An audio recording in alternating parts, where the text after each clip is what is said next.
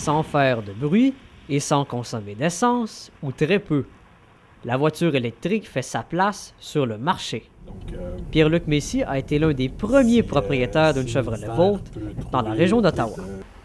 Sa Chevrolet Volt lui permet, en une seule charge, de faire plus de 2 allers-retours au travail. Ses collègues de travail surnomment d'ailleurs sa Volt le vaisseau spatial.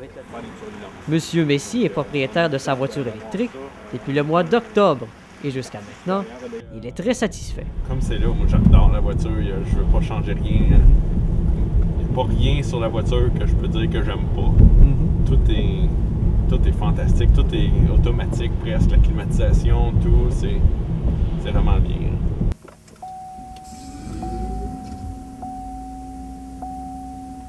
La Volt possède une autonomie un peu limitée, 50 à 80 km par charge. Cette autonomie peut monter jusqu'à 600 km lorsque le moteur à essence est engagé pour recharger les batteries. C'est donc le moteur électrique qui propulse la voiture en tout temps. Le moteur à essence est utilisé seulement en tant que générateur. Donc, le moteur à essence ne propulse jamais la voiture. Le seul temps qu'on utilise le moteur à gaz, c'est pour recharger la batterie. La voiture électrique de General Motors possède plusieurs modes de conduite, dont Eco, Normal et Sport. Le mode Eco donne une autonomie maximale à la voiture, en faisant que les accélérations et les décélérations de la voiture sont plus lentes. Le mode Sport est pour une conduite plus sportive, permettant des accélérations plus franches. Le type de relief de la région dans laquelle nous sommes et la température extérieure sont aussi des facteurs qui influencent grandement l'autonomie du véhicule. C'est sûr que j'aimerais ça que mon employeur le regarde pour me permettre de recharger ma voiture quand je suis au travail. Pour que je sais que cet hiver, l'autonomie de la batterie va diminuer à cause du froid. C'est normal. Louis-Raymond, quant à lui, possède une Nissan Leaf, la principale concurrente de la Volt, qui ne comporte pas de moteur à essence pour pallier un manque de batterie. La Leaf est beaucoup moins disponible que la Volt. Un seul détaillant Nissan vend des Leaf à Ottawa, Hunt Club Nissan. Aucun autre concessionnaire n'en vend dans un rayon de 200 km à la ronde. D'ailleurs, Hunt Club Nissan ne reçoit que rarement des Leaf. Actuellement, il n'en possède aucune, la production du modèle étant très limitée. C'est complètement fantastique. J'ai pas de bémol à dire du véhicule.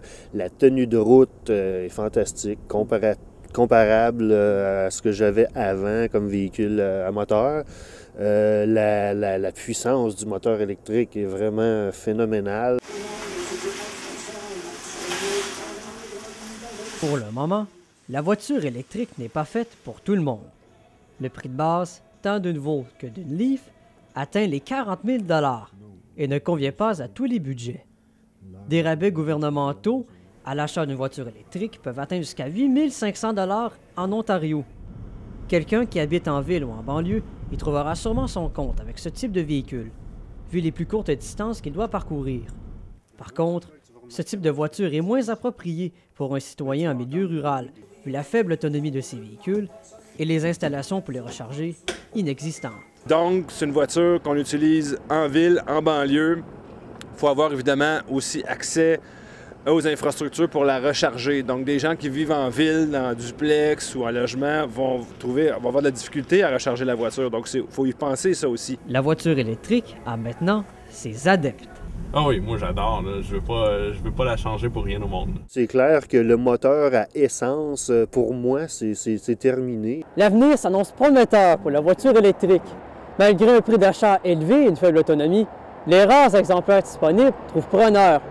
Et le nombre de modèles est sur le point d'augmenter avec l'apparition prochaine de la Mitsubishi AMF et de la Ford Focus électrique. Un petit pas dans la bonne direction pour l'environnement. Tony Poutin à la Cité collégiale, Ottawa.